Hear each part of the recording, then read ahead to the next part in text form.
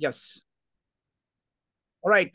Welcome everybody to 52 Living Ideas. I'm delighted to have Jason and Amon back doing Tao Te Ching, and we're going to do it in a different way. So now it's going to be Amon and Jason explaining what we're doing this time around. Go ahead, folks. Thank you, Shikant. Welcome back. It is so good to see everybody. I'm excited. We are doing the Tao Te Ching. So, brief explanation here. For a very long time, the oldest examined text of the Tao Te Ching was called the Guodian, and it was sort of the gold standard everyone used as a translation. In 1973, a tomb was discovered and opened in China with an even older text of bamboo slats or slips that contained the Tao Te Ching in a different order. The first half of the book was now the second half of the book, and the second half from 38 to 81 were the first chapters of the book. The two different sections that now people begin examining it with this division in mind seem to center around very different themes, which is why the Tao Te Ching, many people will say that first section of 37 chapters is about the Tao. I forbid anyone asking a definition. We went over that before we started. The second half, 38 through 81, focus on the, which is a different concept. By examining this text in this way, the emphasis is placed differently, the punctuation, the connotation, all of it is a little different. And that is one of the reasons why we decided to re-examine the Tao Te Ching as the Tao Ching. And I'll let Jason explain why we are translating it again at the same time. Thank you, Aman. And then I have a different reason to start from chapter 38 as a De Dao Jing instead of Dao De Jing. Just like Aman said, we are going to forbid everyone to ask the definition of Dao. So I don't want to start with the Dao can be said is a real Dao, it's not a real Dao. And then we go wild for 2 hours asking the question, what's the meaning of Dao? So here will be easier. And then second thing, when I start to work on 38 way through, I find out is right. It gives you a different feeling for the whole book. So I hope, again, this book you can read chapter by chapter independently. That's no problem. But when I go through and have some connection, I do have a different feeling. So I hope we can, everyone can have this kind of feeling. So back to the topic, why we are doing the new translation this time? Because we start to translate, I remember in 2021, June, I think, when Shrinkan started this project. And I was part of that.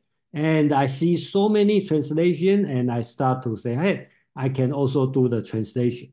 But at the beginning, I just not so serious, but get on and more serious. Then Aman stuck worked with me together and we got very serious on this. And after we finish this one, we start to work on Confucius Analect, and we work on the Art of War by Sun Tzu. And through the different texts, and we do learn a lot, okay? And I don't know how Aman feel that, and at least I look at the old translation, I feel, I should do much better than this, okay? Because I would say the first part, at least it kind of learning process, okay? And right now we will claim we are more, at least, mature, okay? So we can do a better job, okay? I think it's a better job. So I think so that's all I have to say. And then we were back to our business. So I think that we kind of set the rule. We probably don't want to go over 4 chapters each week. And then we don't want go less than 3 or 2 chapters, okay, each week. So we probably take about 6 months to finish this project. Then we will go back to Confucius Analect, which we have another 5 books left. Okay, and that 5 book is a little bit different. And okay, so I think that's that. Xunkang, you have anything to say? Yes. So now about the format. We're going to use the same format that worked really well for us for the first time in Tao Te Ching. So we're going to always be talking about one verse at a time. So we'll take one chapter. We'll start with 38. First, everybody who wants gets to read their favorite translation. So please, I encourage you to pull up your favorite translation and read it out aloud. As many, everybody's, welcome to read the translation. You don't have to have translated it yourself. You can read any translation that you like. So after everybody, and no comments, just reading of the translations.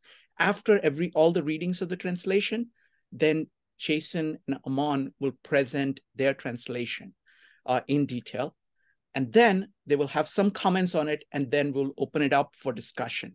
We'll do that for about 40 minutes or so, something like that, between 30 to 40 minutes. And then we'll go to the next one that is going to be 39. So anybody who would like to read, does that make sense? Jason, we are on the same. Okay, very good. All right, folks. So 38. If you would like to read it, go ahead and type an exclamation mark in the chat, or you can raise your hand in Zoom. Give me just a second here. Hold on. Okay, we're going to start. You can just state which translation you're reading.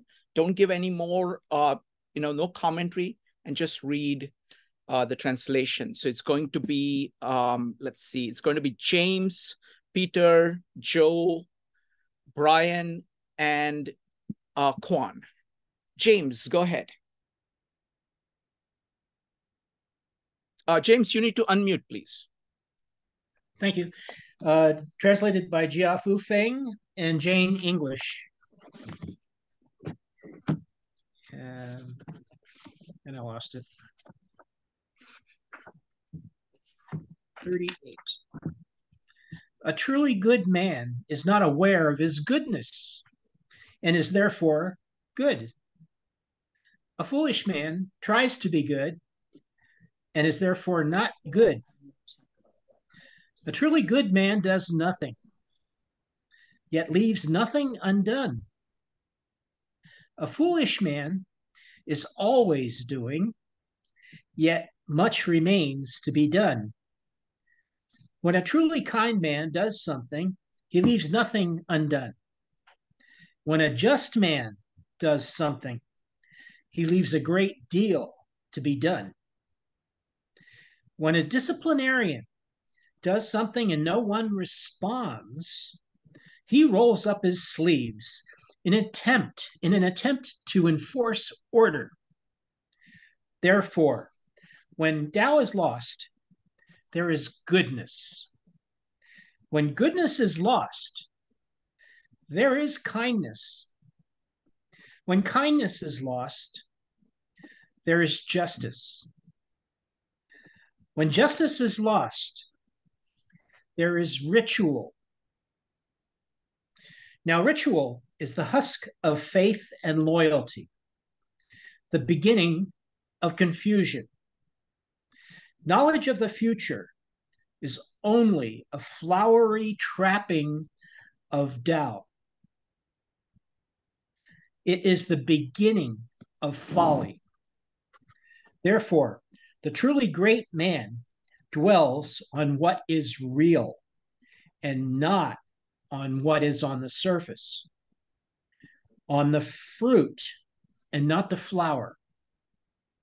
Therefore, accept the one and reject the other.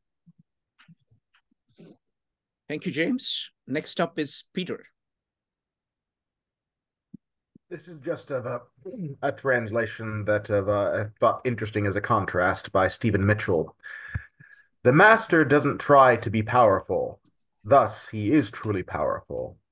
The ordinary man keeps reaching for power. Thus, he never has enough. The master does nothing, yet he leaves nothing undone. The ordinary man is always doing things, yet many more are left to be done. The kind man does something, yet something remains undone. The just man does something and leaves many things to be done. The moral man does something, and when no one responds, he rolls up his sleeves and uses force. When the Tao is lost, there is goodness. When goodness is lost, morality. When morality is lost, there is ritual. Ritual is the husk of true faith, the beginning of chaos. Therefore, the master concerns himself with the depths and not the surface, with the fruit and not the flower.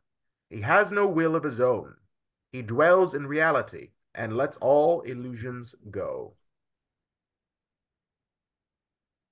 Thank you. Thank you, Peter. Next up is going to be Joe. Joe, go ahead. I will read the Ron Hogan translation. People with integrity don't even think about it. That's how you can tell they have integrity. Other people talk about how much integrity they have when they really don't have much, if any. Truly powerful people don't do anything, but they get the job done. Other people are always busy doing something, but nothing ever gets done. When kind people act, they do so without thinking about it. When the just act, they're always sure they're doing the right thing. But when the righteous act and nobody reacts, they try to force everyone to do things their way. If you're not in touch with the Tao, at least you can still have integrity. If you don't have integrity, there's always kindness. If you don't have kindness, there's always justice. If you don't have justice, all you have left is righteousness. Righteousness is a pale imitation of true faith and loyalty, and always leads to trouble. If you've already made up your mind, you don't know the first thing about the Tao, and you never will. The masters pay attention to what's beneath the surface. They'll look at the tree's leaves, but eat the fruit. They turn all that down so they can accept this. Thank you. Thank you, Joe. All the hosts, we might be having a Zoom attack, so be careful about letting people in. Next up is going to be, give me just a second. Hold on. Next up is going to be Brian. Brian, go ahead. I'll read. This is J.H. MacDonald. The highest good is not to seek to do good, but to allow yourself to become it. The ordinary person seeks to do good things and finds that they cannot do them continually. The master does not force virtue on others, thus she is able to accomplish her task. The ordinary person who uses force will find that they accomplish nothing. The kind person acts from the heart and accomplishes a multitude of things. The righteous person acts out of pity, yet leaves many things undone. The moral person will act out of duty, and when no one will respond, will roll up his sleeves and use force. When the Tao is forgotten, there is righteousness. When righteousness is forgotten, there is morality. When morality is forgotten, there is the law. The law is the husk of faith, and trust is the beginning of chaos. Our basic understandings are not from the Tao because they come from the depths of our misunderstanding. The master abides in the fruit and not in the husk. She dwells in the Tao and is not with the things that hide it. This is how she increases in wisdom. Thank you. Thank you, Penny. Next up is going to be Quan. Quan, go ahead. Yo, translation. where the nigger? Where's the nigger? Okay. The attack has been controlled, I suppose. Okay. Translation by Professor Most Roberts. High virtue by obliging not acquires moral force. Low virtue obliges always and thus lacks moral force. High virtue neither strives nor acts for its own ends. Low virtue does not strive but acts for its own ends. High kindness does strive but not for its own ends. High service also strives and does so for its ends. High ritual not only strives, but compliance failing stops at nothing to compel conformance. Thus, the loss of the way meant the advent of virtue. The loss of virtue, the advent of kindness. The loss of kindness, the advent of service. The loss of service, the advent of ritual Rome. Ritual Rome turned loyal trust to deceit, leading to disorder. All that has been learned adorns the way and engenders delusion. Hence, those strong and true keep commitment, shun deceit. Thank you, Quan. Now it's up to Jason and Amon. Jason, you want to share the translation and I'll read it? Okay, let me bring the translation. Just 1 minute.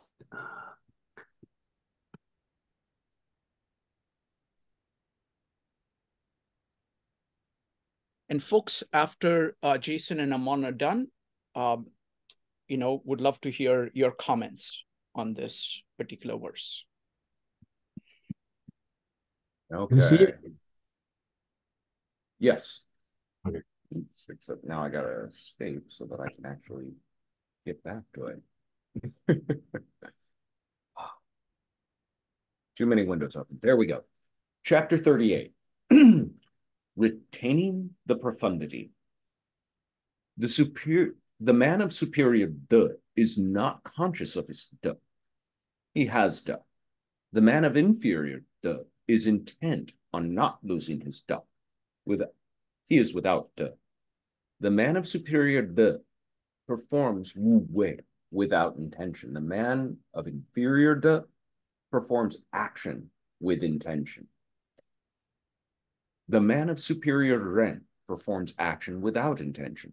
The man of superior yi performs action with intention. The man with superior li performs actions and finds no responses, so he rolls up his sleeves and drags others.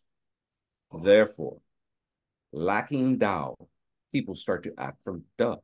Lacking De, people start to act from Ren. Lacking Ren, people start to act from Yi. Lacking Yi, people start to act from Li. Those who perform Li indeed lack devotion and trustworthiness. They are the principles of disturbance. They indeed perform a flowery Tao. They are the beginning of folly. Therefore, a great man always retains what is profound and does not dwell on what is meager. He retains the fruits and does not dwell on the flowers. He avoids the latter, meagerness and flowers, and takes the former, profundity and fruits.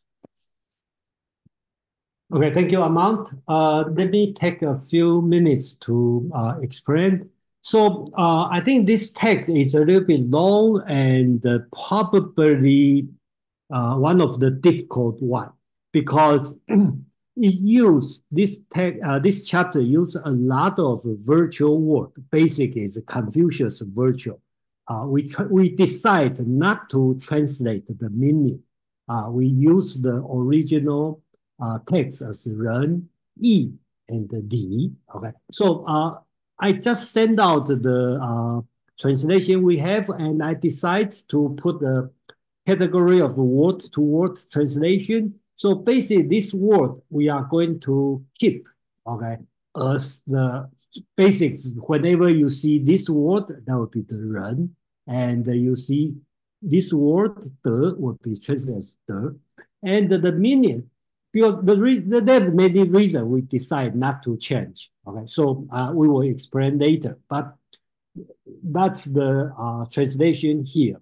So the first part, basics, is talking about different kind of 德, okay, which generally translate as virtue.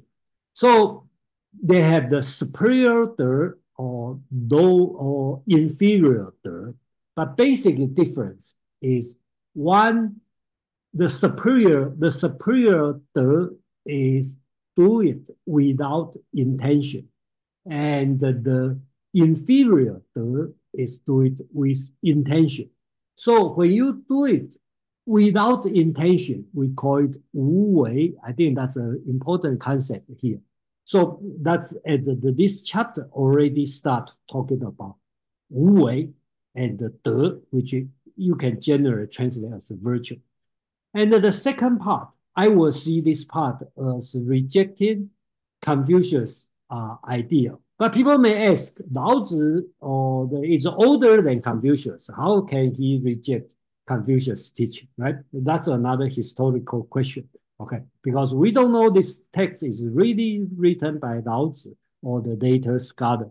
Secondly, Confucius' virtue actually started before Confucius was born, so-called Ru, okay, scholar concept. So basically, you can read, we're talking about the 仁, 义, 礼, and I heard many translation people read, and in general, it's very good. For example, 仁 will translate as kindness, 义 would be the justice, 礼 would be the riches. That's all right translation, but basics is talking about the way of doing 仁 is do it with without intention, but with your kindness. And 义 is do it which is just, or you want to call it a duty or righteousness, which is action with intention. And the last one, the riches, which is really against the Taoism teaching. So he said, people are being forced to do the rituals. Okay. Then further explain, making Tao, people start to do De, and making De, people start to act from Ren. Making Ren, people start to act from Yi. Making Yi, people start to act from Yi, from Li. So Tao is the highest, then De is the second, then is Ren, okay, benevolence, if you want to translate. Then Yi, which is righteousness. Then Li, which is riches. Okay, so that's kind of the level, because you cannot do the higher one, so you have to do the second level. That's what he's talking about. Then here, the last one is really reject the Li, and Li is not only the last choice, but also make the world worse. Okay, that's according to Taoism teaching. And if you are in last year's Confucius analect, you will see how important of rituals in Confucius teaching, right? Everything is about rituals, or we call Li. But here he said, who perform Li indeed, that devotion and the trustworthiness of 忠信. That's two important virtues, okay, for Confucius, because you don't have this kind of virtue. That's why you need to use rituals. So actually, this one is the principle of disturbance. Here, I have a different opinion from most of translation. A lot of translation, 前世者, the text called 前世者. Okay, the most translation will say prophet, or people know the claim the premonition, Okay.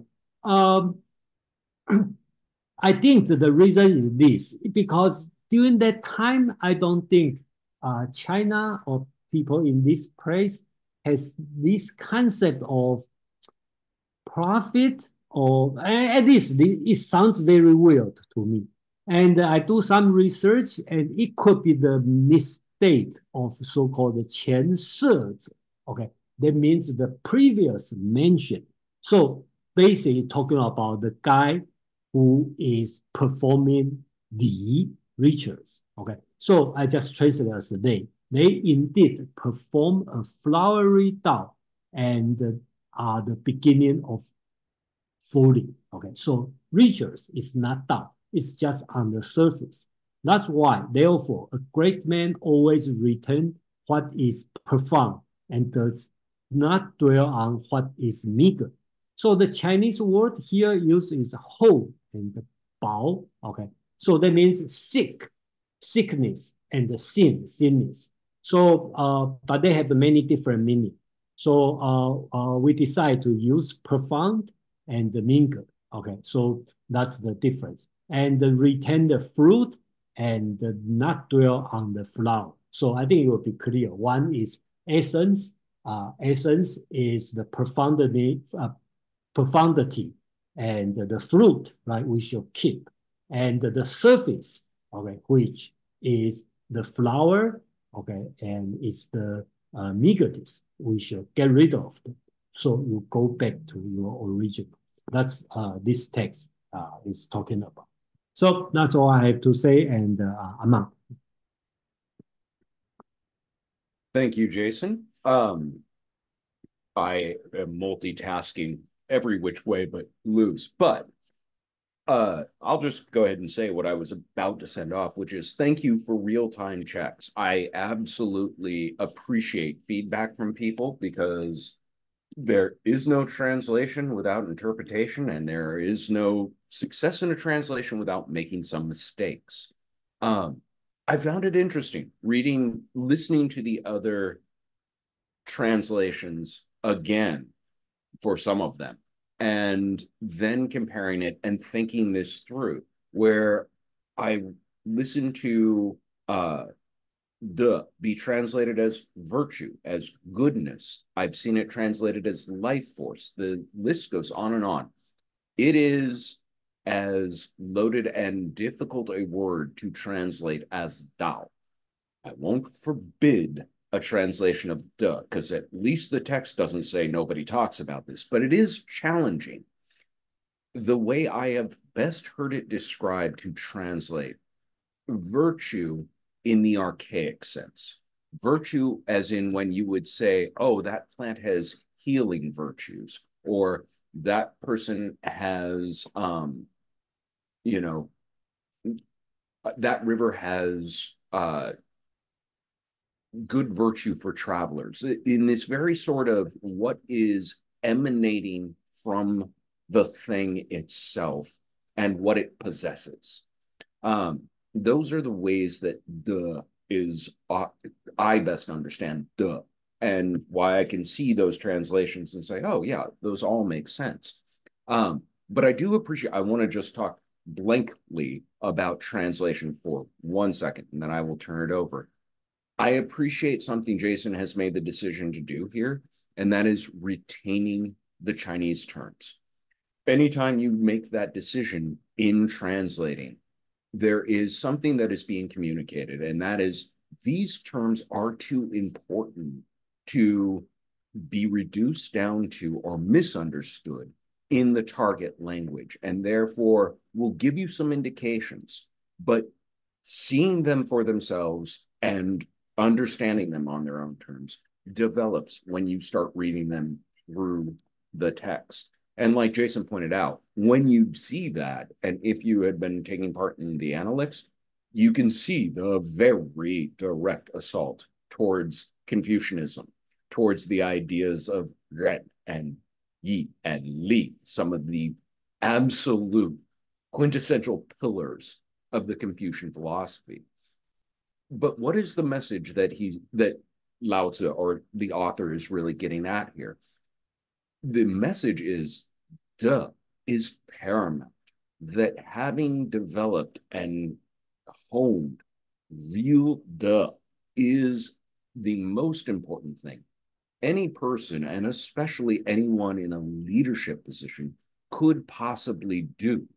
Because if you do that, your actions will be virtuous naturally, wei wu wei, or through wu wei, through non-action. So there's just a couple of thoughts about this chapter and the overall rubric, I guess, of translation into a target language. And please keep the feedback coming because I have missed things before. Wonderful. Thank you. So now let's go. We'd love to hear what everybody thought of this chapter.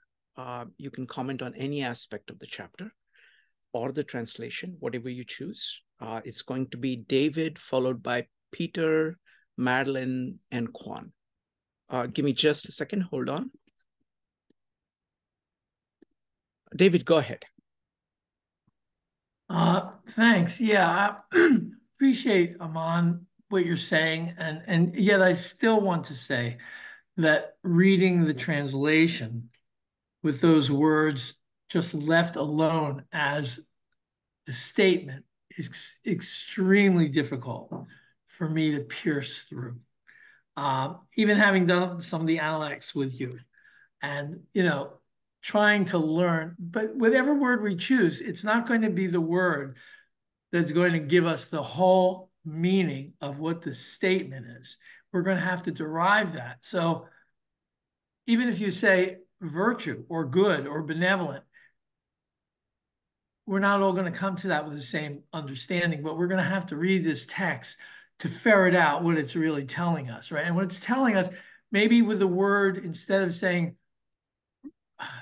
someone who's righteous, it should say the merely righteous, someone who's merely righteous, meaning, the sage is righteous, but someone who's merely righteous is doing it with the intent to, there are different kind, and intent, again, doesn't really solve this problem to say doing it with intent. There are different kinds of intent. It's not clear what we're saying. Is my intent to treat people fairly, or is my intent to follow a social rule? That's a lower kind of intent. Or is my intent to just obey what my family says? That's a lower level. So the intent to do so, I have an intent, or intent is part of the picture, but it's kind of the level of vision of that intent. And so the concept of what you're fulfilling, righteousness or justice or virtue, reaching to truth, it seems we're trying to see through that mist into exactly what's, and I'm not sure choosing a word would be a bad thing, but making it the syllable that doesn't have any translation yet, it's sort of hard for me to pin to and talk to. You even use it, I'm not even sure how to say it. De. I'm not, so these are just my problems that I'm bringing to it as we're doing the text. But thank you all for struggling with it. Thanks. Go ahead, Jason. Yeah, David, thank you for the comment. And I totally agree with you, put this way, and I very hesitate. I wish I would violate my own principle and translate it in a more fluent way. And deal with me now, okay? I promise. Chapter 38 is special. Because when I look at this one, I say, wow, that's all this word I want to use the original Chinese all stuck up here. So I believe if you don't have to deal one or two, you'll be fine. If you have to deal with 7 or 8, that's really a problem. So I just take this one as special, and I do remember when Peter read his translation, it sounds wonderful, and it really brings up the essence, okay, of this message. But again, there's many translations doing this way. I just decide we are going to the opposite way, which is going to be loyal to the original text. That means when Lao Tzu is talking about this word, and next time he used the same word, I'm going to translate in the same way, even we cause some reading problem. Okay, that's the principle we are going to stick, and still, please understand this part, and then again, you can comment on that and express your frustration. That's fine, and we will understand. Thank you. Thank you. Thank you, Jason. Next up is going to be Peter, Madeline, and Quan. Peter. I first want to say I really do appreciate James Jason, you're of a translation. I find it very enlightening and helpful in my interpretation and relationship. So I suppose in my impression, to me, I think it is important as we reflect on De, this idea of therefore lacking Tao, people start to act from De. So this idea of it is still yet secondary to Tao if we interpret this as being one can lack the Tao, at least in this semantical context. And so there is something still yet higher. So in my opinion, when it comes down to the order of operations for the lowest, to me, this idea of Ri being that which is the memorized superficial image of the good, right? Something that is of the most shallow version of how one entertains the good in some type of rigid dogma, something that has no current understanding, no current relationship, but is merely repeated for its own sake. And so to go up from there, what does it mean to have an actual idea of the good that one entertains in one's mind and attempts to apply through intention as a concept, as an object of mind that one wishes to wholly keep through effort, as a means of strength of character, so that object of mind always is maintained and conformity to it is sort of inspired in regards to our conduct. And I think that the next level after that is, what does it mean for that of our relationship towards the good that is a union beyond the conceptual, so that our natural attraction towards the good, the De, is something beyond any kind of intellectual framework or direction, but merely the realization of the authenticity that what we find most beautiful in the fruit in regards to the experience rather than the artificial shape of the flower. The act of that bliss in harmony and action, of which through honesty and authenticity we can get more in touch with, but it's still yet a means of a union with something that we find beautiful. And I would argue that the Tao, higher than that, is more than just union with any given thing, with any kind of goal or effortlessness in relationship to some type of direction. Where the Tao, I believe, in that sense, is directionless. Therefore, therein lies the ultimate effortless state, which requires no union with one particular thing or direction, but realizes the inherent harmony of all things from the beginning, from the most crude to the most refined. Wow, wonderfully put. Thank you. Thank you, Peter. Really appreciate that. Next up is going to be Madeline, Quan, and Joe. Madeline. Yes, thanks, Shrikant. And thank you, Jason and Aman. This is absolutely thrilling to be here. It's been a long and amazing ride, and it's not over yet. I love your decision to start with the chapter formerly known as 38. I think it's a really interesting approach to take. I do remember hearing something about this, that the thing had been found, and the second part was the first part in that one. And Jason, I found it actually easier, excuse me, for you to be using the words in Chinese. I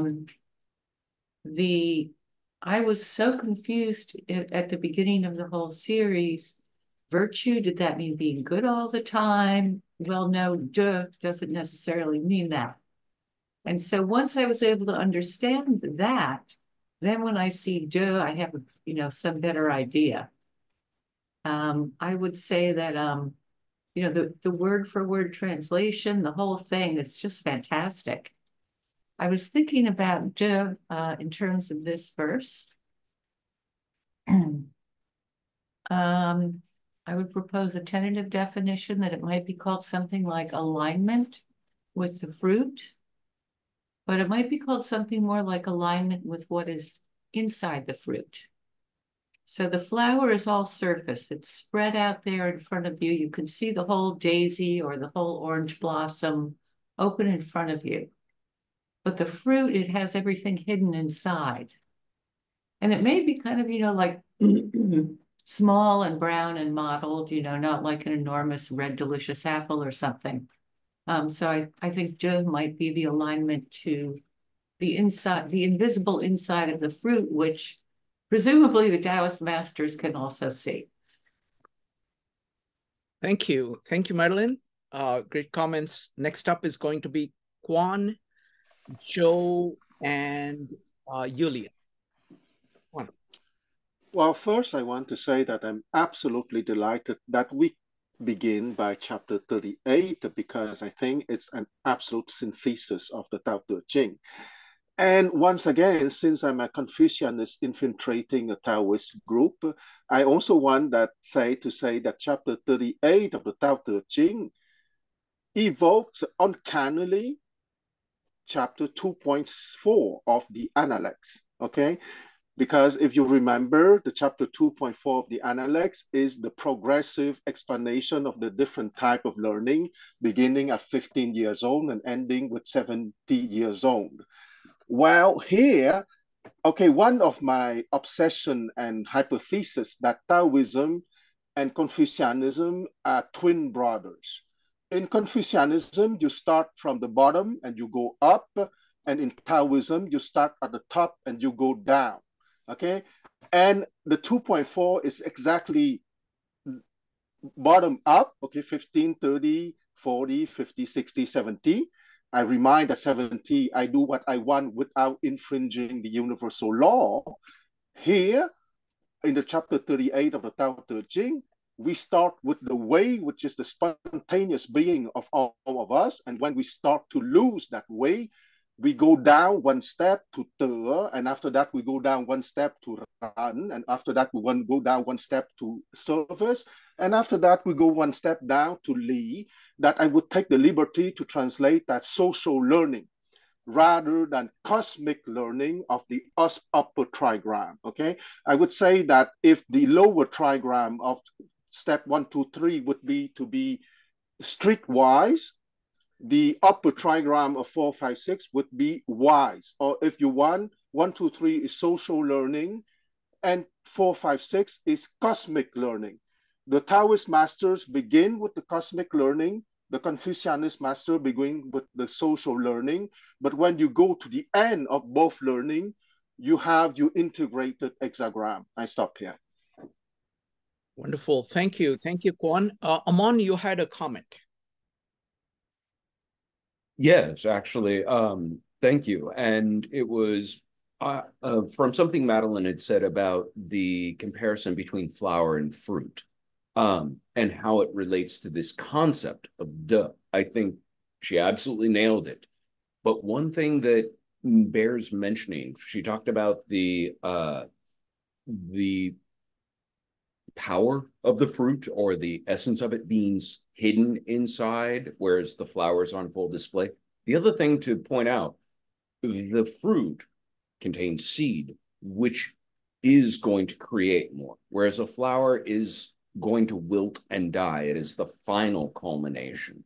And so, yes, De is something that is within something, but its power is evident, and evident in the sense that we can look at it and know from it, from what it is, what it has to offer. And so in that way, it was the word hidden that I had to kind of jump on and say, De is not necessarily veiled. It's not necessarily an idea that somebody would be like, I don't know what their De is. You see an orange, you know, oh, that would make orange fruit. It's De is evident from what it is. And this is kind of the same idea. I just had to jump on that. But I also wanted to say, I appreciate Quan being the interloper in the Taoist Tao Te Ching, or the Tao Ching, because I have been the interloper in the Analects for I don't know how long. No, I like all of this. I also really like Jason's choice of using the Chinese word in this particular chapter, because they actually connect up the Confucian and the Taoist, and at least from the Taoist perspective, it shows the hierarchy very, very clearly, and it's a good transition point for us going from Confucius to Tao. Next up is going to be Cho. Yeah, actually, I really like your translation as well, Jason. I mean, I thought it was really well done, and it does bring a new dimension to this verse, at least for me. I'm just going to say really quickly that there is one word that was used in many of the translations was goodness. And that's interesting in only one sense, that I look at goodness as being as something eternal. And so if you think about it in terms of what is eternal, you know, the Tao is eternal. And it's kind of has that the idea that it's forever. But the more important thing that I think, and everybody's kind of hit on it in their own way, is duh. And basically it's duh is the thing that allows you to maintain your alignment with the Tao. So it's what you're able to do essentially with once you move away from the, you're moving away from the Tao itself. So that is the idea, that you're moving away from virtue. And I think that that's important to note, because in many ways, if we think about, that means virtues in nature itself. It's in us. It's part of our nature.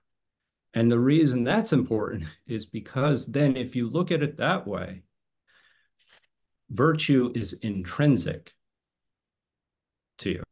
So it's independent of any kind of outcomes. So that in that particular instance, you do it because it's the right thing to do. And what does that mean if you bring it back full circle? That means that character, that duh, is superior to action. So you're not tied to the outcome. It's the duh. It's you're doing it because it's intrinsic to you. It's part of your nature. But it's independent of you having to do something for the benefit of what you want or desire. So I think that it just seems to show that it's kind of rooted in us in a way. And I think that this is similar to the idea of what is the substance of something, you know, with the fruit. And so the substance of the fruit is, you know, or you're focused on the substance of the flower, not the flower itself. That's how I was trying to word that, actually. So you're not looking at the superficial value of the flower. You're actually looking at what the essence of it is, and knowing what the essence of being. And it gets back to the whole idea that it's intrinsic. And that's what duh is. So when we move away from it, we're moving away from nature. Thank you, Joe. Jason, you had a comment. And then James, and then what we'll do is it will go to the next one, which is 39. So please have your translations ready. Jason, go ahead. There are two things I'd like to comment. Okay, first is about quants, talking about this one connected to the Analytics 2.4. And I kind of know he will talk about this. And then after he talk about, I try to match up, and it match. Okay, because this one in the Tao Te Ching, okay, he talk about five things, right? From the highest, the Tao, and the De, the Ren, the Yi, and the Di in this way. And if you repeat on the Analytic 2.4, Confucius talk about on the 30s, he can stand early. Okay, he can stand. He start to work, which is ritual. That's the entry level. And in the 40, he got no confused. We can technically say that he do his duty, which is E. And then in the 50, he knows what's the mandate of the heaven, which we talk about he is being the Ren, okay, the benevolence. And in the 60, according to my translation, I will say he followed the mandate, not only knowing, he followed it, which you could call is the De. And then eventually, the 70, Confucius can do whatever he would like to do without violate any moral law, which is the highest point is Tao. So imagine, it I put this way. Okay, so thank you, Kwang. Second thing, since we forbid people to discuss what's the actual meaning of De and the actual meaning of the Tao, but it doesn't mean that I cannot discuss the relationship between these two. So the way I look at this one is Tao to Taoism is the end, and the De, which is the means to the end. Okay, and if you look at Confucius analect, all the virtue, especially Ren, which is benevolence, is the end Confucius want to achieve. And the Confucius also talking about Tao all the time. But Confucius Tao actually is the means to his end, which is Ren. So I think that's the relationship. For the Confucius, Ren is the end, Tao is the way, okay, the means. And for Taoism, Tao is the end, and the virtue, which is the means to the end. So I'll stop here. Thank you. Wonderful. Thank you. Thank you, Jason. Next up is going to be James, followed by JJ. James. Yeah, just quickly on the next to the last, the penultimate stanza. You have something in parentheses that says those who claim premonition indeed perform a flowery Tao, not necessarily just those that perform Li, and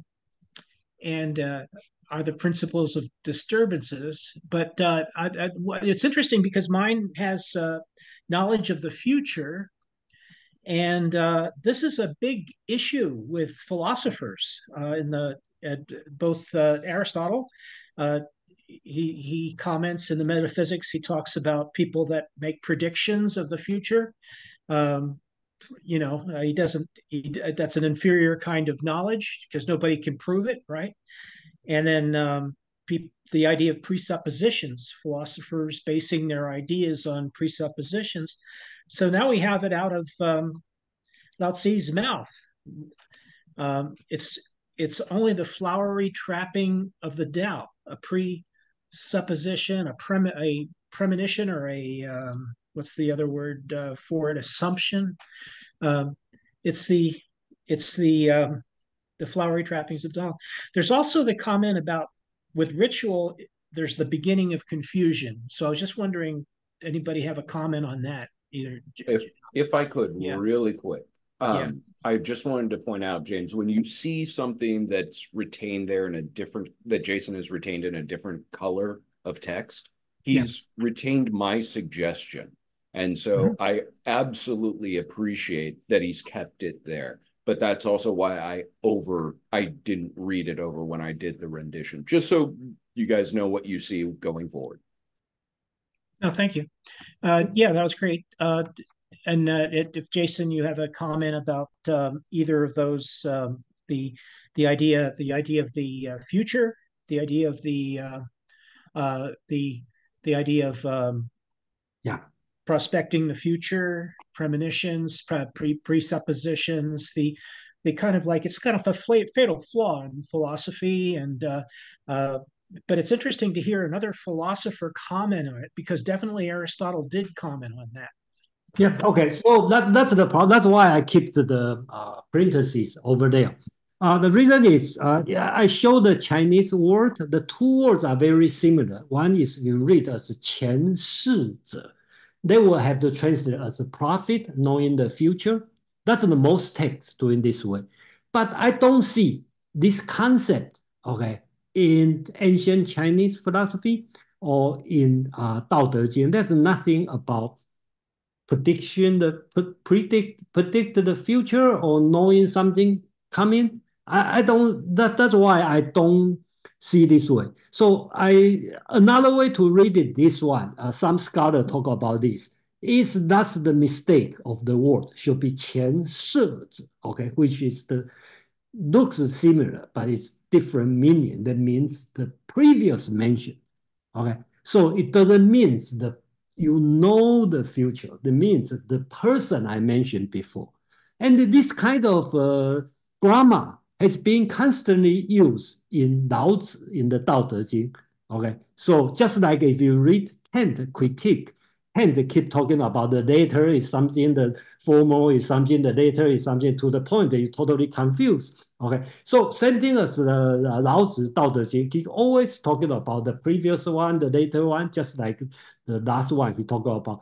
Get rid of the previous one and then keep the later. Get rid of the formal. Okay, so this kind of words is common. That's the reason I decide that probably means the formal one, the previous mentioned one. Wonderful. Thank you. Thank you, Jason. Last comment by JJ. What we're going to do is that we're going to keep the discussion of each verse, each chapter to maximum 60 minutes. So that way, at least we can get 2 done, because number 39 is also equally rich. Next up is JJ. Go ahead. Hi, everyone. Happy New Year. My name is Joy. Okay, so I know some of you know, yeah, I've been participating in the Confucius last years. So I just want to emphasize the Tao, especially in Lao Tzu philosophy. The Tao in Chinese character is Tao. Some explanation is Tao Lu. Okay, that means a way, the path, or the road that sometimes you can say the doctrine or the principle. So I think here probably it will just saying the Tao is the highest ranking. That is the natural way of the universe that our character, sometimes our intuition can discern to realize the potential for the individual's wisdom, and also the virtual, and a lot of things like yeah, how you're going to perform the ritual, you know, from superficial like appearance, or you're from the bottom of your heart. So I think this is a different like a kind of guidance for us to learn. There's a path, or there's a special doctrine, and also the principle. Lao Tzu trying to show us the different level that you can doing something like a virtual, the goodness, the goodies that, you know, from your tuition or your natural way, and in harmony with nature, a lot of things, you know, even though it's sometimes not easy, but you already, your character already built in, you know, within yourself. So that will become the effortless, that you don't really trying very, very hard, maybe to pretend, maybe to manipulate, maybe to get impression from the others, not at all. So I think this is a Tao is, I would just like to express that is a very good way for us to know, oh, that is a special guidance, is a path for us to learn, you know, the way to achieve the highest level as Lao Tzu trying to portray. You know, like, yeah, it's natural. Maybe you already build it inside of you. You know, the nature being is there. Or we can think about the universal way that is sometimes is already there.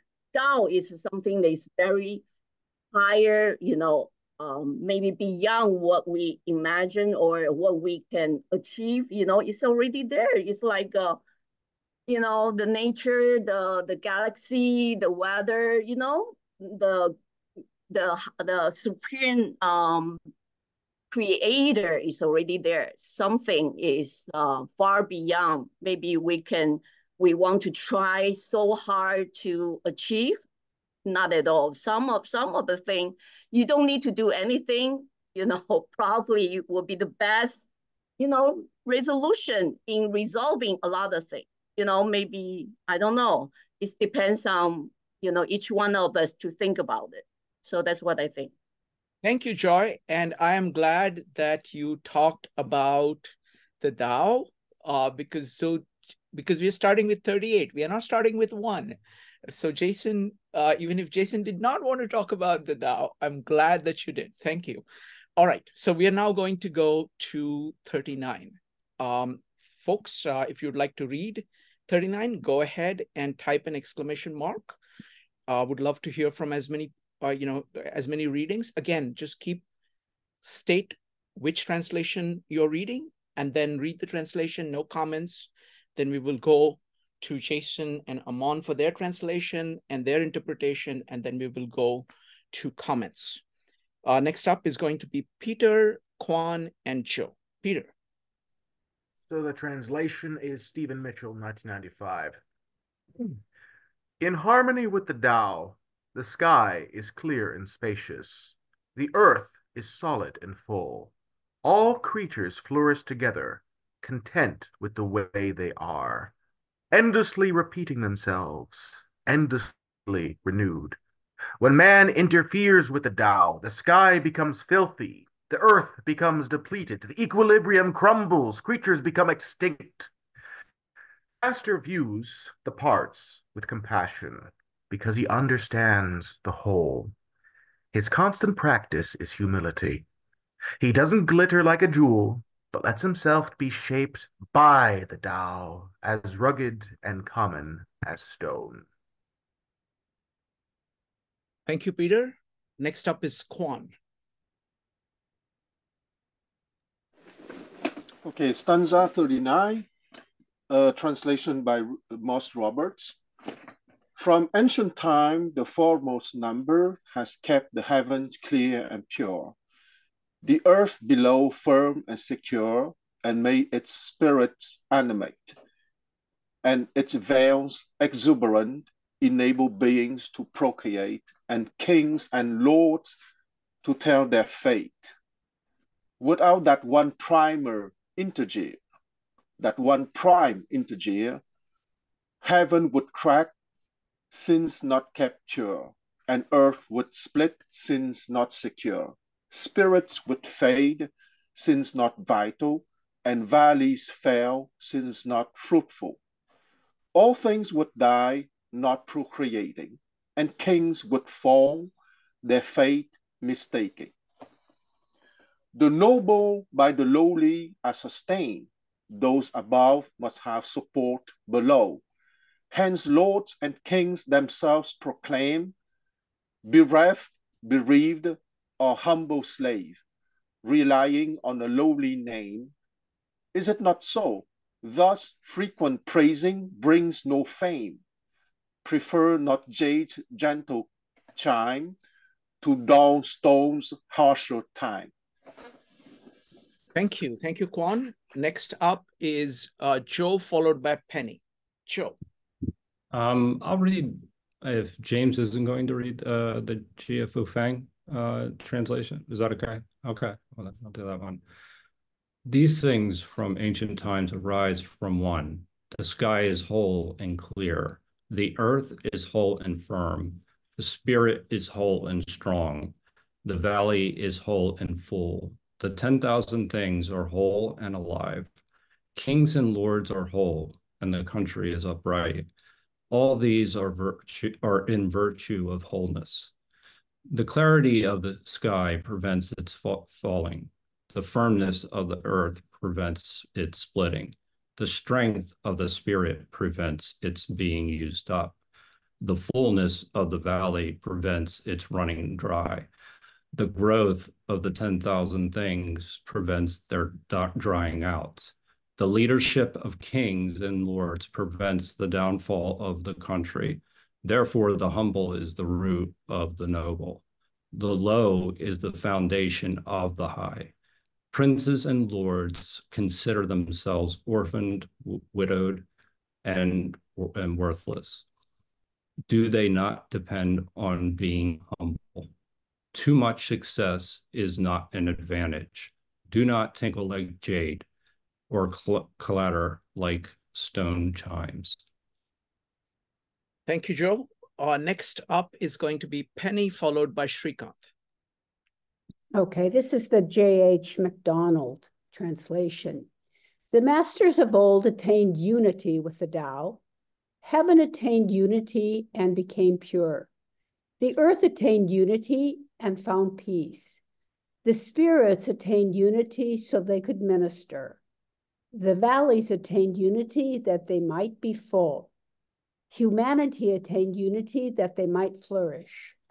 Their leaders attained unity that they might set the example. This is the power of unity. Without unity, the sky becomes filthy. Without unity, the earth becomes unstable. Without unity, the spirits become unresponsive and disappear. Without unity, the valleys become dry as a desert. Without unity, humankind can't reproduce and becomes extinct. Without unity, our leaders become corrupt and fall. The great view the small as their source, and the high takes the low as their foundations. Their greatest asset becomes their humility. They speak of themselves as orphans and widows. Thus, they truly seek humility. Do not shine like the precious gem, but be as dull as a common stone. Thank you. Thank you, Penny. I'm going to read from Ursula Linguin's Integrity. Those who of old got to be whole. Heaven through its wholeness is pure. Earth through its wholeness is steady. Spirit through its wholeness is potent. The valley through its wholeness flows with rivers. The 10,000 things through their wholeness live. Rulers through their wholeness have authority. Their wholeness makes them what they are. Without what makes it pure, heaven would disintegrate. Without what steadies it, earth would crack apart. Without what makes it potent, spirit would fail. Without what fills it, the valley would run dry. Without what quickens them, the 10,000 things would die. Without what authorizes them, the rulers would fall. The root of the noble is in the common. The high stands on what is below. Princes and kings call themselves orphans, widowers, beggars, to get themselves rooted in the dirt. A multiplicity of riches is poverty. Jade is praised as precious, but its strength is being stone.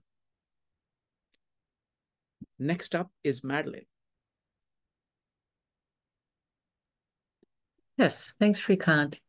I read Red Pine's translation, which is different enough that I thought it might be worth reading. Let me just find it. Here we go. Of things that became one in the past, heaven became one and was clear. Earth became one and was still. Spirits became one and were active. Streams became one and were full. Kings became one and ruled the world. But by implication, heaven would crack if it were always clear. Earth would crumble if it were always still. Spirits would fail if they were always active. Streams would dry up if they were always full. Kings would fall if they were always high and noble. Thus the noble is based on the humble. The high is founded on the low. Thus do kings refer to themselves as orphaned, widowed, and destitute. But is this the basis of humility? counting a carriage as no carriage at all, not wanting to clink like jade, they clunk like rocks. Thank you, Marilyn. Next. Excuse me, Madeline, can you read the second part, the heaven and the crack, this part? Sure. Heaven would crack if it were always clear. Earth would crumble. It were not clear, right? So no, heaven would crack if it were always clear. They were always clear. It's not like were not clear. Right. So if it were always clear, in other words, it had no admixture, it would crack. It's always clear it will crack. It's not.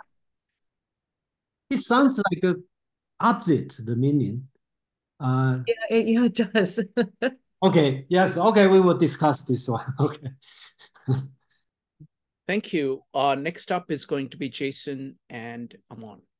I'll let you pull it up, Jason, and I'll read from my access point. Chapter 39, Attaining Oneness. In ancient times, those that attained oneness were the heavens, having attained oneness would be clear. The earth, having attained oneness, would be peaceful. The spirits, having attained oneness, would be effective. The basins, having attained oneness, would be filled. All things, having attained oneness, would be productive, and lords and kings, having attained oneness, would be able to govern the world. Furthermore, if the heavens are not clear, one day they may be fractured. If the earth is not peaceful, one day it may be destroyed. If the spirits are not effective, one day they may be dormant. If the basins are not filled, one day they may dry up. If all things are not productive, one day they will be extinct.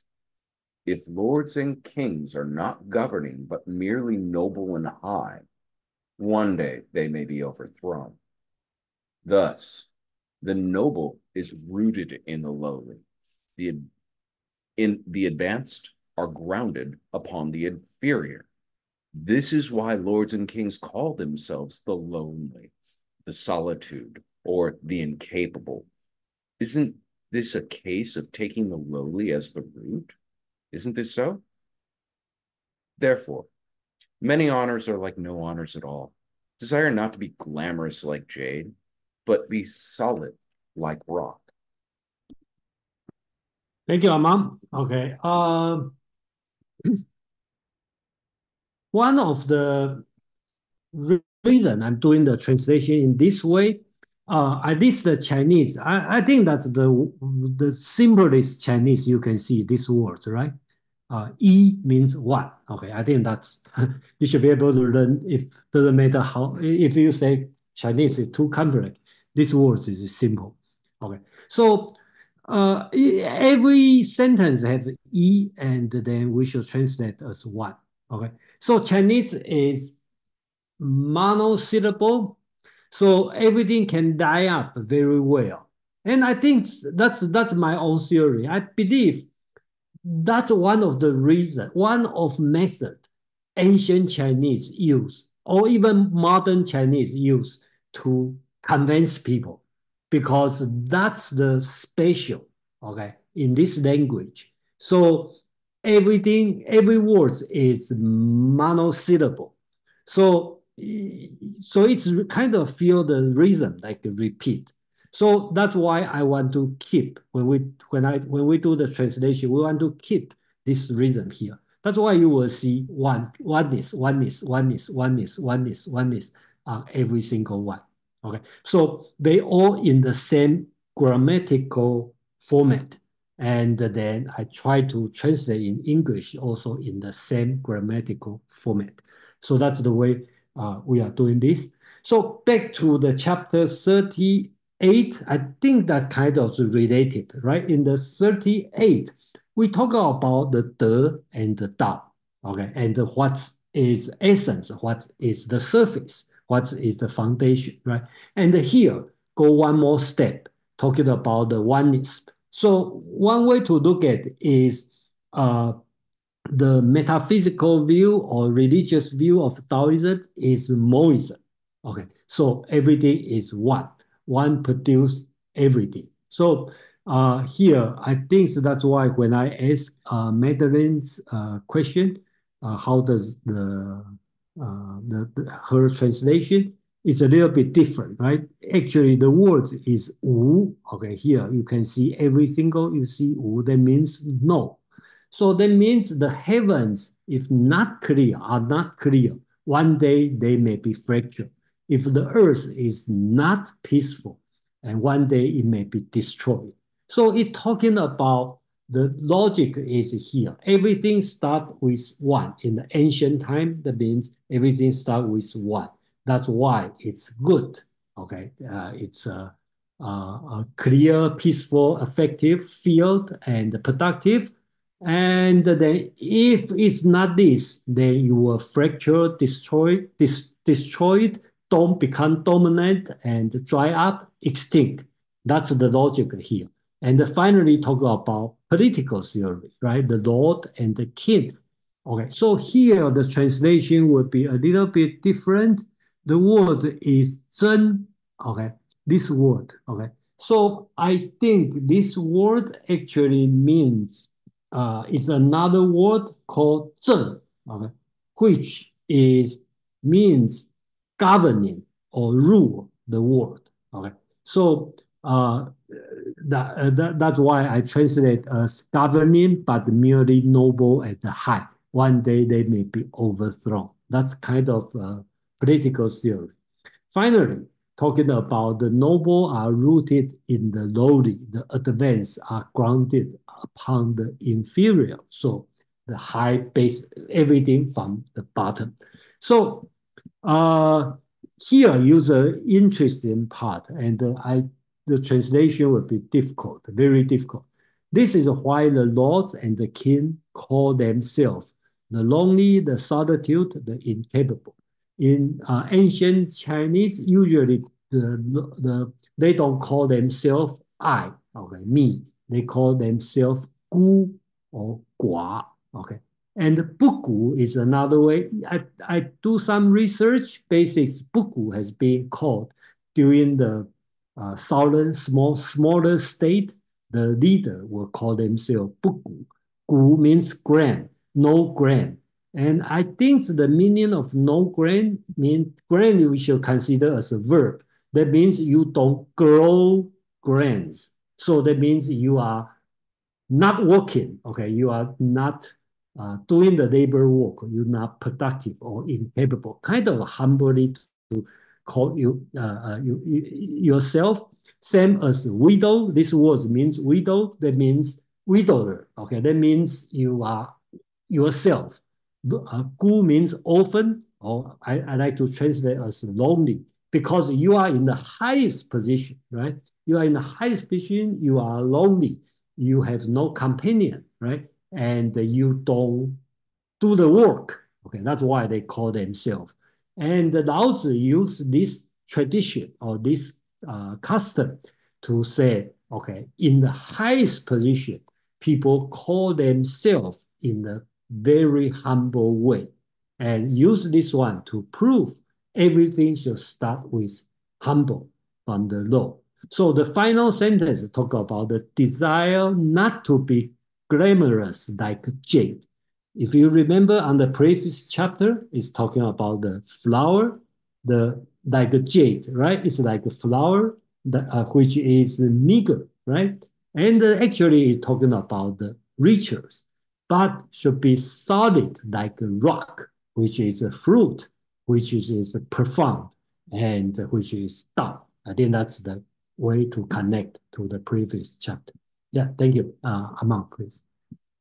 Thank you, Jason. And I think you did an excellent job explaining the sort of logical connection here to not be, meager and flowery, to be substantial, the plinth of the stone of a fruit. Yeah, there's a couple of very interesting rhetorical devices at work here. And I will not go chapter by chapter saying, this is how it's assaulting some Confucian idea or another, because I want to make something clear. Taoist and Confucius were not battling. It's a gentle rivalry of difference of opinion of ways to go about making harmony happen. But almost any Taoist started as a root scholar, and almost any, Confucianist probably read some Taoist text and took some of the lessons to heart. It was a balancing act. It was a mitigator for what could be far too dogmatic, mindless, ritualistic behaviors. Just listening through it, the different translations, Jason points out that Yi, one, simplest Chinese character a person could possibly encounter. And it was respectively translated as wholeness or unity. There's a reason to actually use one. And I think it is a rhetorical device in contrast to Confucius' Ren, which has two as one of its predominant characters. The argument here is one is more necessary. One is more fundamental to the order of the universe. You put two as the grandest of all possible attainments, and you lose sight of that oneness, that singularity that the world exists with.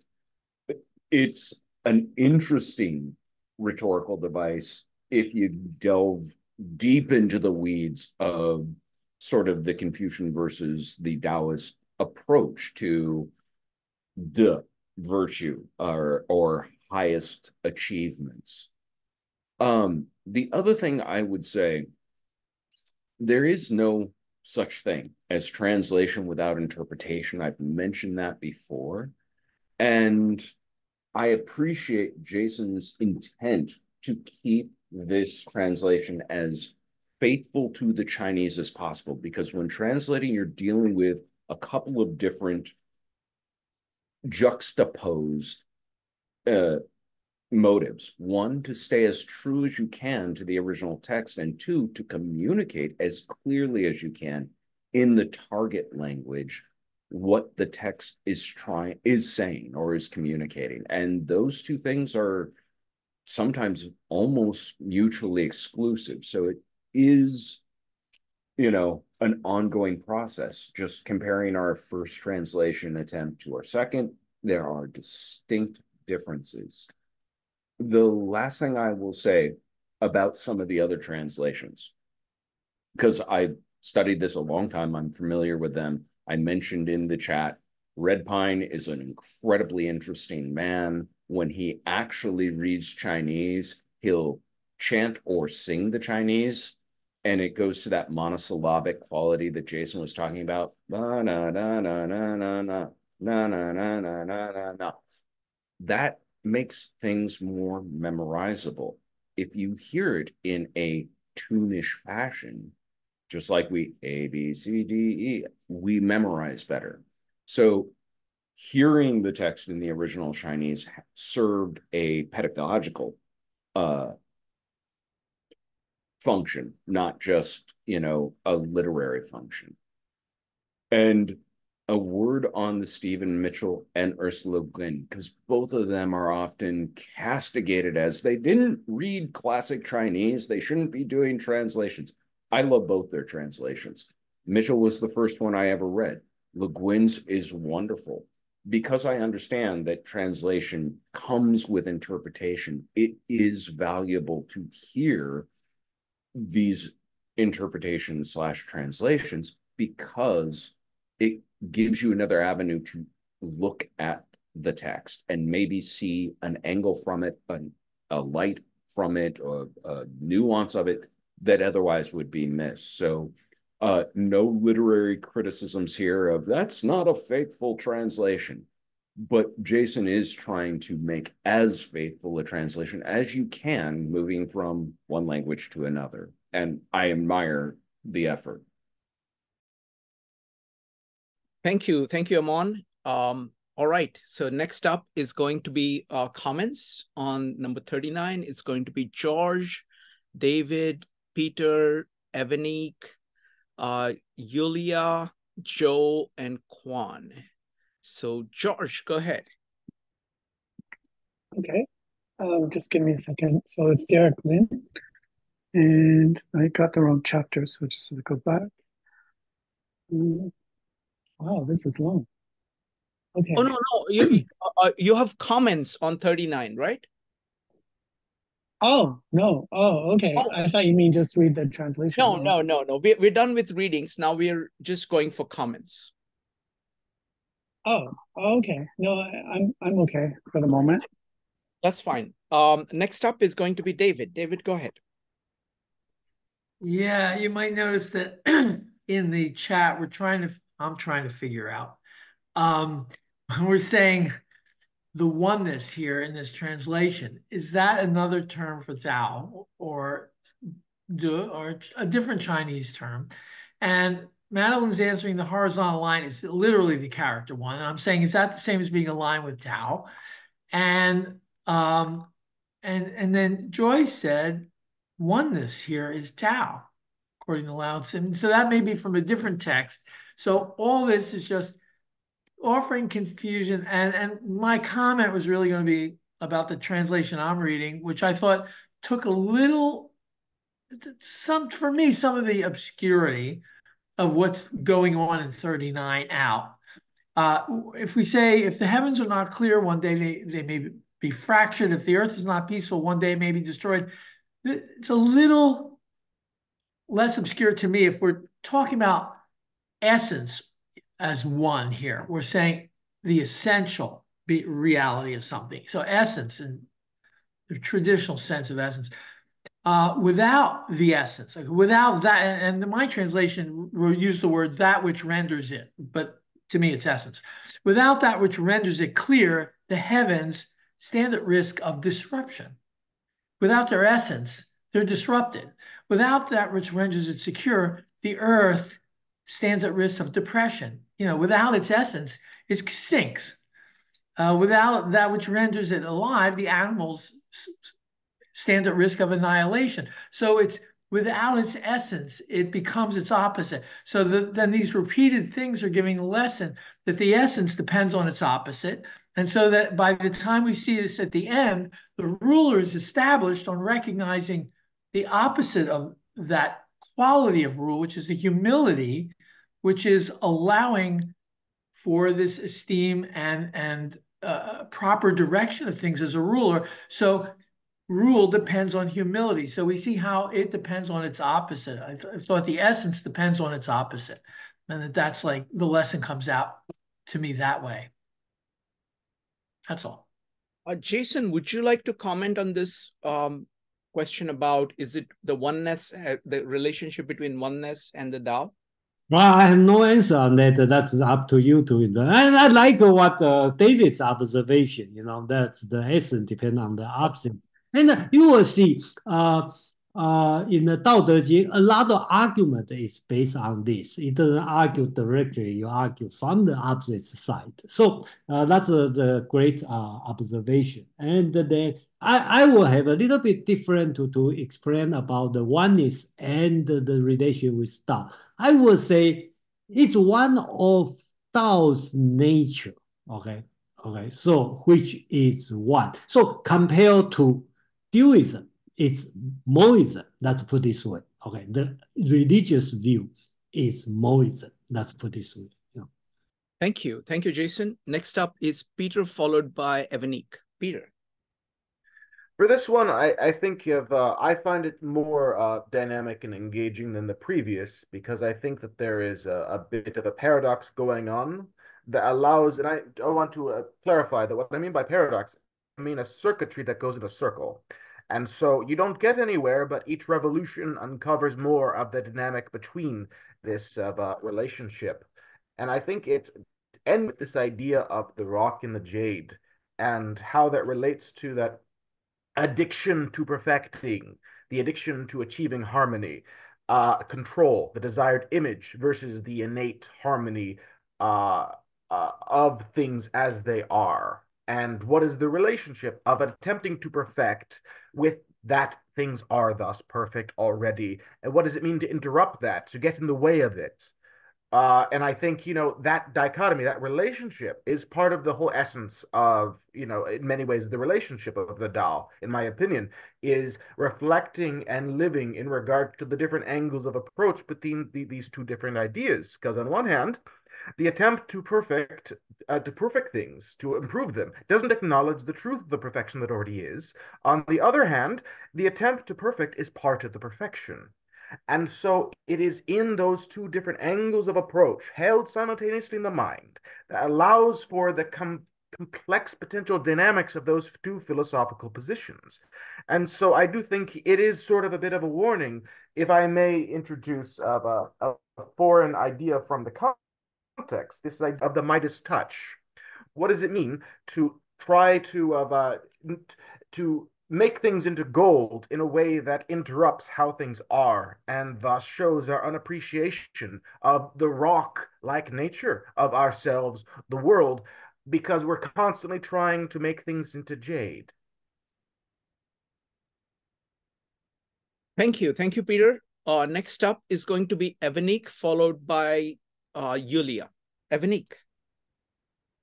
Yeah, so when I heard this translation, I was thinking of what is this unifying force. And I think one interpretation could be the oneness, but I think it's also human beings combining with I would say the universe or the Tao and creating that oneness and creating that unity. And I think it's also a balance. Like, I think we might have talked about this when we were discussing the Tao, that it's the yin and the yang. So there's some things that are good, and you can see it in the translation where it talks about, and of course I'm paraphrasing, if the river is full, it'll dry up. And the comment, Madeline's translation where she talks about heaven, I was like, I kind of got that because it felt like balance. It felt like the yin and the yang. And we all know that the yin and the yang is, it's the Tao, right? It's the masculine, the feminine, all of those things combined in one. So when I hear all these translations, what I hear is balance. And when I think of oneness, I think, unifying. So like we all are part of like one universe, one body, if you think of it that way. So those were just some of the thoughts I had. Thank you. Thank you, Evanik. Next up is Yulia, followed by Joe. No, wait a minute. Jason had a comment, and then Yulia. Jason, go ahead. Yeah, thank you, Evanik. Yeah, I think something I'd like to answer your question, right? I don't know if it's a question or not. You talk about what's the unifying force, okay? That's important. Actually, the next chapter, I don't know we have a chance to read or not, okay? So it's returning. So original start from one, okay? That's the point here. And the second, you mentioned about heaven. Well, before we open this meetup officially, Amang and I have some discussion about the. Remember, we translate as the word, the Chinese word called "tian." Okay, some translation calls it sky. Sky is too impersonal. Okay, become the physical. Heaven kind of godly. Okay, like Amanik, you will think about this related to God. It's neither. So we decide among suggestion is the heavens with S, the plural, which have some spiritual meaning, but it's not God and it's not a place like paradise. So I think that's the word we will keep coming on. I should use Tian as translation, but I don't want to add one more Chinese word here. And it has been used for a long time as a heaven or heavens. So I will keep the words as a heavens. So please keep in mind. And another last comment about you talk about yin yang. We will talk about this one, but I just want to tell everyone about people will talk about Taoism, they talk about yin yang, talk about qi, talk about emptiness. Okay, but unfortunately, in this book, only talk about yin yang once. Okay, only talk about qi 3 times. Okay, never mention, never has a single word called emptiness. Okay, okay, but that's the information I like to provide. Yeah, thank you. Thank you, Jason. Next up is Yulia, followed by Joe and Quan. Yulia. Wanna double check with Jason and Aman. So you guys disagree with the Red Pine translation because in the end of this chapter, where he's talking about how the noble is based on the humble, the high is founded on the low, and the kings refer to themselves as orphaned, widowed, and destitute, he says, but is this the basis of humility? Counting a carriage as no carriage at all, not wanting to clink the jade, they clunk like rocks.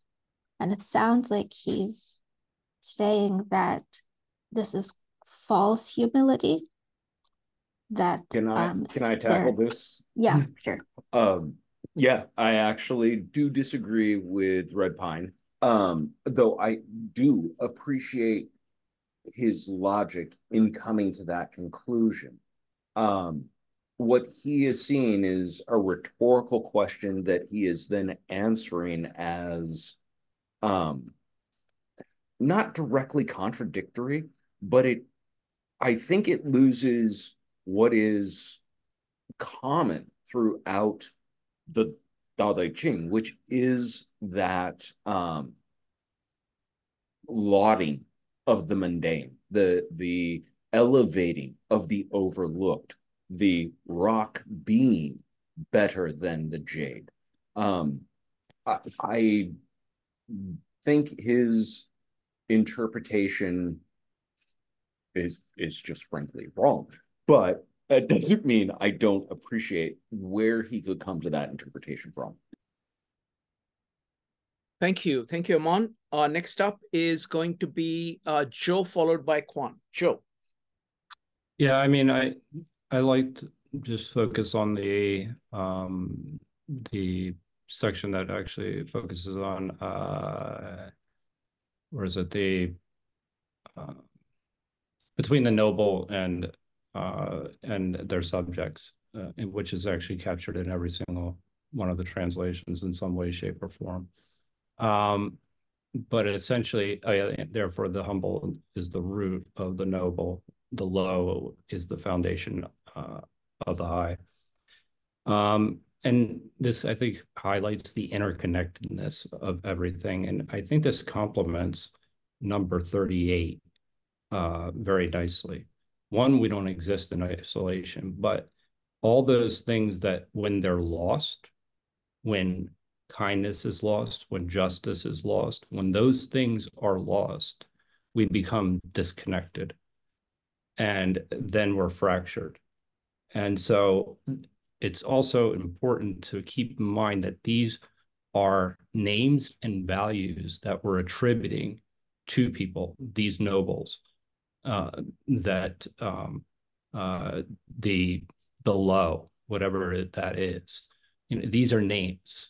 These are artificial constructs in and of themselves. So they're not necessarily what is representative of the Tao.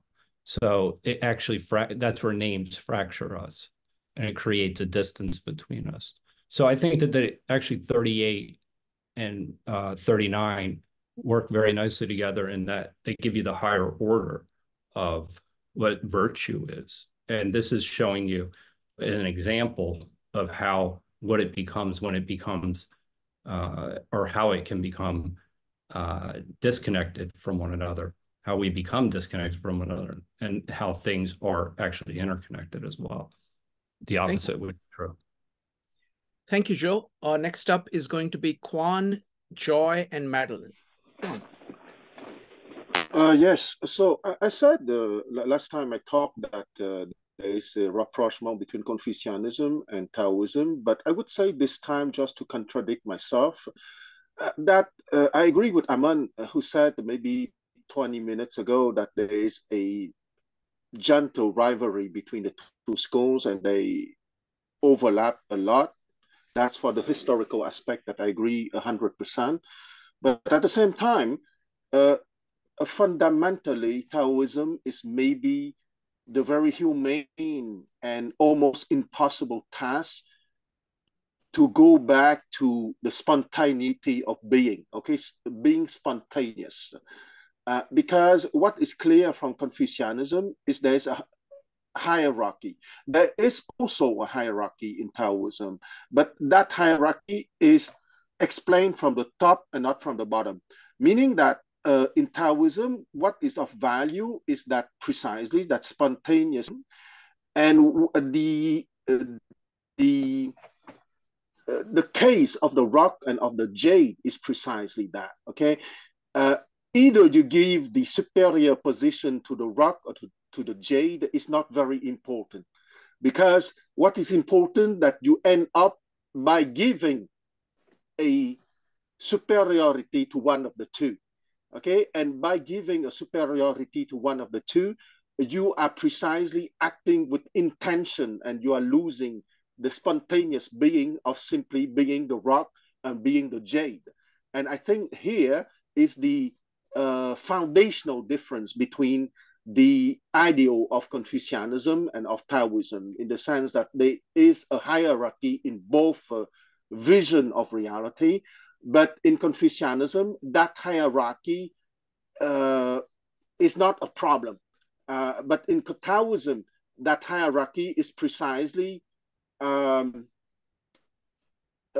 what would destroy the beauty of spontaneous being.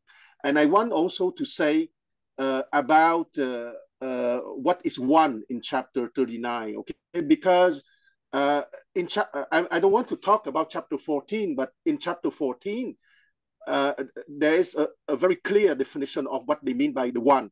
And that one here is precisely the one between the way, which is the supreme, and the 10,000 things, okay? So it's the one between the supreme and the 10,000 things.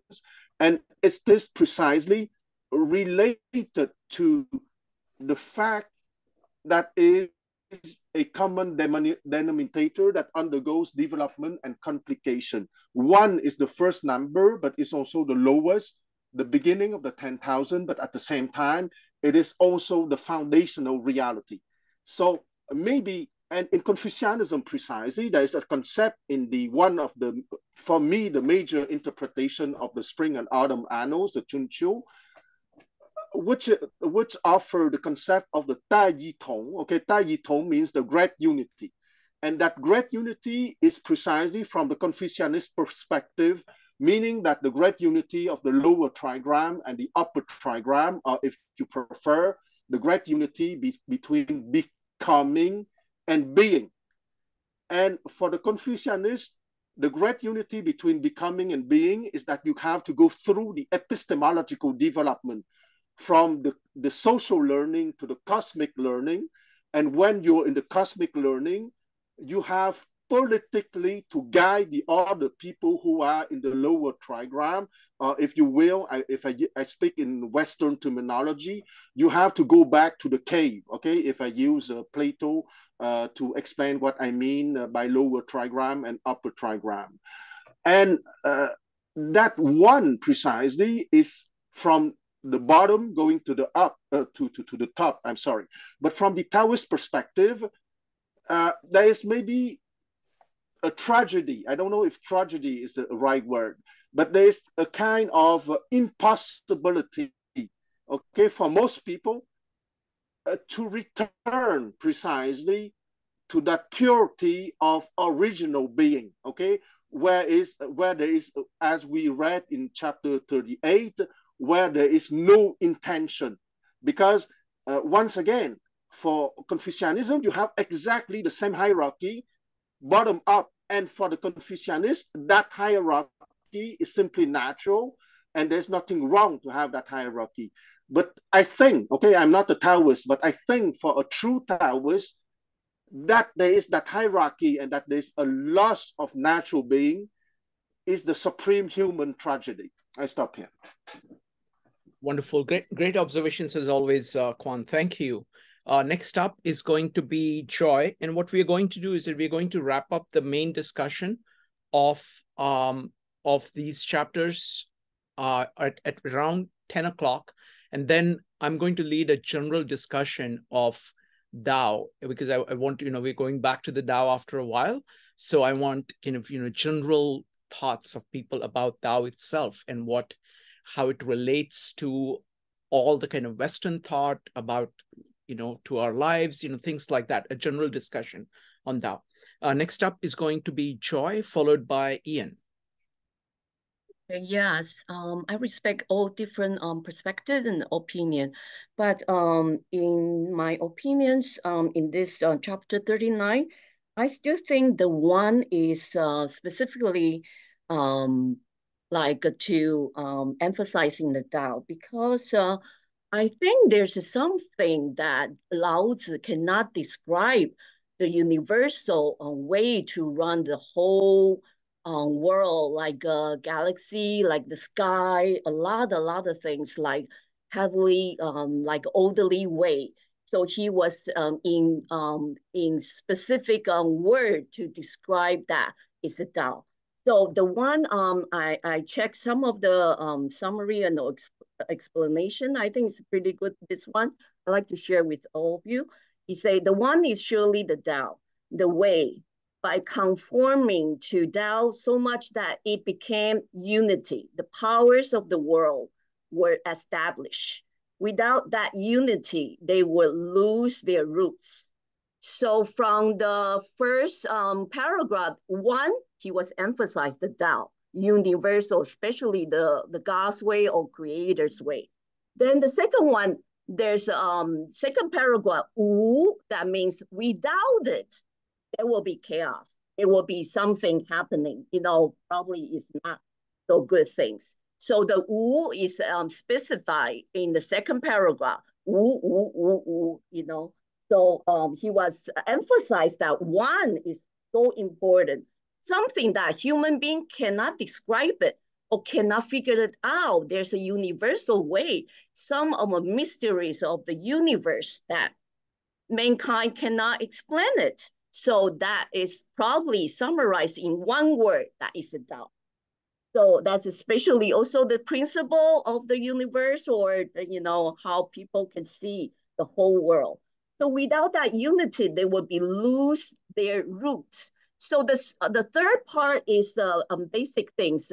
Go back to the roots, the basic, the foundation. If there's no any roots or foundation or basic, they will lose a lot of things. So many things will dissolve. And there's no greater mystery to Lao Tzu than it is to us that neither galaxy nor their stars and the planets would have appeared without gravity to put them together. I think this is a very, for my point of view, I think it's very, very true though. Yeah. So, and also the last paragraph, I think Lao Tzu's special, like to express to be humble, because under the Creator, under God, we need to be humble. Even the king needs to be humble. He was using the word like a gu hua, that means the desolate. That means unworthy. That means we need to humble before God, that we are like, just dust of the wind, probably, So the third part, probably he was emphasized us to be as humble as possible, before God, especially this the creator of the whole universe. That's what I'm thinking. Wonderful. Thank you. Joy. I just want to make a side comment here. I think Amon and Jason, it's really wonderful to have all these folks here who kind of commune directly with this text and come up with their own thoughts. It's just wonderful to hear that. Go ahead, Amon. Thank you, guys. And I would love to stick around, but I have to hard out in about 5 minutes. There are a couple of things I wanted to say in general, and in specific. One is that polemic language isn't just in the hands of modern Western users. And so what I mean by that is when a word has a meaning, it also has connotation. And I've given this example before that you get two people to use a similar word in a political discourse in the West about freedom, but what they actually mean by it may be extremely different. One could mean freedom from, the other mean freedom to. There's subtle nuances in language. These same differences exist within Chinese. And so when Lao Tzu is using the Tao, he is using it polemically different than when Confucius uses the Tao, though there is overlap, obviously. To what Joy was saying about this idea of the one, and I agree, it's another iteration or indication towards the Tao, but it would be very similar using the same sort of Western rhetoric as the difference between choosing to use the term freedom versus liberty. Now you're speaking in more nuanced terms, though you are speaking about the same thing with a slightly different spin on it. I put in the chapter, my understanding of this is that when they speak of the one, they are talking about the de of the Tao, what the virtue that exists in the Tao, what is the itness that we can possibly say about it, that we can observe, that it is one, that it is singular, solitary, unified, encompassing all. That's a rhetorical twist of language to both act as a foil against that idea of Ren, but also to indicate a Taoist metaphysic, which my former professor would have my head for saying metaphysics in Taoism, because there is no after physics. There's only the Tao. The last thing I actually wanted to say is slipping from my brain as I'm speaking. Oh, Kwan's tragedy. Yes, there is tragedy at speaking as the Taoist, but also pointing to what Peter said about reconciling paradox. That too is part of Taoism. I'm watching a grandson grow out of the Tao, out of single oneness into definition and defining and finding language. And I'm delighting in it. At the same time, I'm watching him stray further and further and further and further from the Tao. And that's okay. Both things can exist simultaneously, that it's a wonderful tragedy to behold, to have that experience and to know that that ultimately is the goal. So that when I'm sitting playing with him in the mud, because he still cherishes it, because it's interesting, he doesn't know that it's supposed to be something he doesn't appreciate, that we're both a little closer to that origin. Thank you all. I absolutely am grateful to see everyone. It's great to be back. I look forward to next week. 谢谢你. Thank you. Thank you. Have a good night. So today is a little bit slow, Good but to see you, Amon. yeah, next week will be easier because we already gone through the difficult part. So okay. Let's see. Now we had Mark followed by Nick. Mark.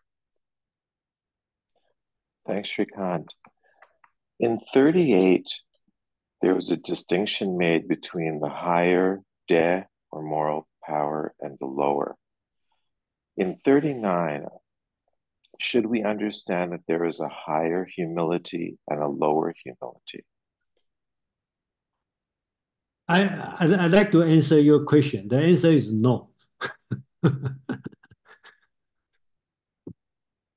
Because he used the 38, used the upper and the lower in a very specific way. And then in the 39, he is talking about, okay, 38 talking about the higher level, superior or inferior, right? Different kind of person. I think in later chapters, 40 something, talking about the superior, average, and the inferior. Okay, that's the different kind of people or different level. And the 39 talking about is oneness, right? It grow from the low to the top. Okay, so it's not superior and inferior, which has no connection. Thank you. Thank you, Jason. Next up is going to be Nick, followed by Peter. Nick.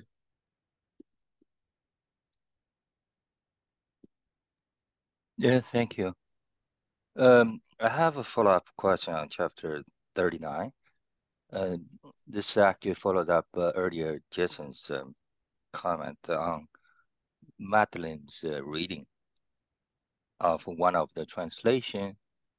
And this is in reference to the second part of the text, which talks about the heavens cracking.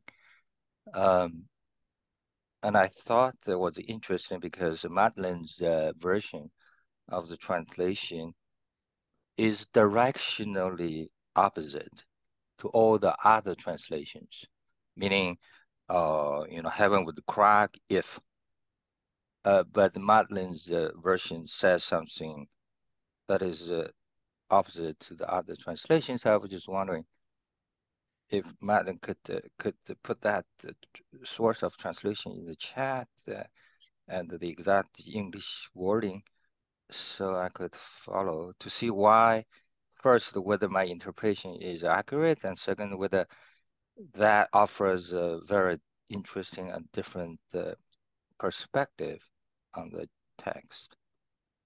Madeline, that was the red pine one, right? Yes. Yes, it was the red pine, and it's on the Terabest website that Jason and Aman and you have on the meetup page. Thank you. Jason, do you have any comment about the red pine? I know Aman said something about it. What do you think of this particular part? I didn't read much about the interpretation. Okay, different English translation. I didn't. Okay, because I decided to just read this one as a fresh mind. Okay, Absolutely, absolutely. Fully respect that. Fully respect that. Yeah. So thank you. I have to force myself to do this way. Otherwise, I don't want being influenced. I know exactly what you mean. That's exactly the right thing to do for a translator. Next up is going to be Peter, followed by Paul. Peter. I suppose I was to talk about the concept of humility in relationship to the phrase, the advanced are grounded upon the inferior. And although the example of a child, not necessarily distinguishing the value of mud versus a flower, or of for us, lofty intellectual metaphysical contemplation compared to, say, going to the convenience store to grab a snack, or of the range of how we define value. And I do not think it is speaking of necessarily finding the inferior as valuable to us as the advanced, only that it is regardless of how we feel about it. And so we all have our own biases as to where we find the beautiful. And we could argue that the whole world is equally beautiful. So what then comes personal preference and bias?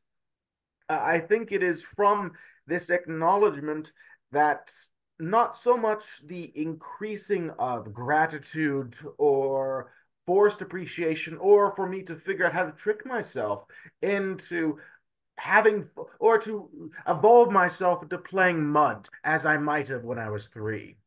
But what does it mean in order to understand that the kind of connection of how they all are interdependent with each other allows, I think, a greater sense of the whole, even if I find some part more attractive and some other part more repulsive. Thank you, Peter. Next up is Paul. Jason, when do you need to leave? Okay, I need to leave now. Okay, and anyway, thank you, everyone. Okay. So next week we will do the 40, 41, 42, 43. Okay, so perfect. Perfect. Thank you. Thank you, Jason. All right. So, folks, we are now going into the discussion of the Tao itself. But if I think Paul has not had a chance to speak, so let me have Paul. Paul, would you like to say something? Go ahead. Well, it was about, I thought we were in the general discussion, so this is perfect. So it's about the general topics. So perfect. Go ahead. I'm thinking that, and it is also a question, especially for Quan maybe, but that this distinction between the Confucius teachings and the Tao might not be as great as it looks, in the sense that Confucius was training leaders, and I don't think this passage, the passages we read, were saying that, for instance, ritual is useless. It was saying that ritual is useless without at least some of the hierarchy above it, that no one except an enlightened leader can go all the way up to the top of that hierarchy. And so for the vast populace, we're trying to say, what do they do? Well, they do have ritual with some of the trappings above it. So they are both consistent, maybe, in that manner, unless the Tao is saying ritual, period, is useless. But I'm not clear on that. Thanks. Juan, would you like to answer that? Yes, I would like to give an attempt of an answer to that. Okay. What is clear is that Confucianism, as Paul perfectly understood, was a school for the leaders. Okay, because let's not forget that the Rujia, the school of the scholars, started as a school created by the kings of the Zhou dynasty for their children and the children of their companions, meaning the aristocrats. So from the origin, it was clearly something from the ruling class, for the ruling class. Once again, I want to say that the originality of Confucius was that he decided to offer that education for the ruling class to everyone. That was clearly his glory, that's for sure. I want to give some compliment to the old man. That being said, yes, you're right, in the sense that there is an epistemological development that is promoted, that in order that the social aristocrats become a truly aristocrat, okay, cosmically speaking, that they have true goodness, that they have true beauty, justice, and they have true wisdom in them. Okay, of course, the success was not 100% throughout Chinese history, but at least it was the ideal that was promoted. For the rest of the population, I have to say that the Taoist comes from the aristocratic layer of the population. But what is interesting that throughout Chinese history, you always have that distinction between Taoism for aristocrats, but also Taoism for the people. So you have here a paradoxical phenomenon, is that Confucianism wanted to propagate that aristocratic education to everyone, and I would say succeeded to a certain extent. But at the same time, the Taoists who didn't want ritual and all those things that they consider hypocritical, because at the core of their teaching, they wanted to go back to the true being, okay, to the source of reality that would be the power, the energy that would give you true justice, goodness, and wisdom.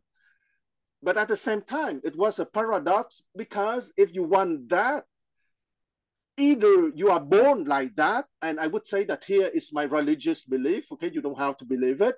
I think that some people are born naturally with that, okay? But if you don't have that naturally, you would have to go through a social learning in order to reach to that. So here we go back to Confucianism. And my answer is far to be complete, but I stop here. Thank you. Thank you, Quan. So I want to go to the general discussion, but it's Joe followed by James. If you could keep, to maybe about 2 minutes each, and then we can go to the general discussion. Go ahead, Joe. Do you want to go ahead and introduce the general discussion, or, I'm Sure. in favor of that too, since I Okay. didn't have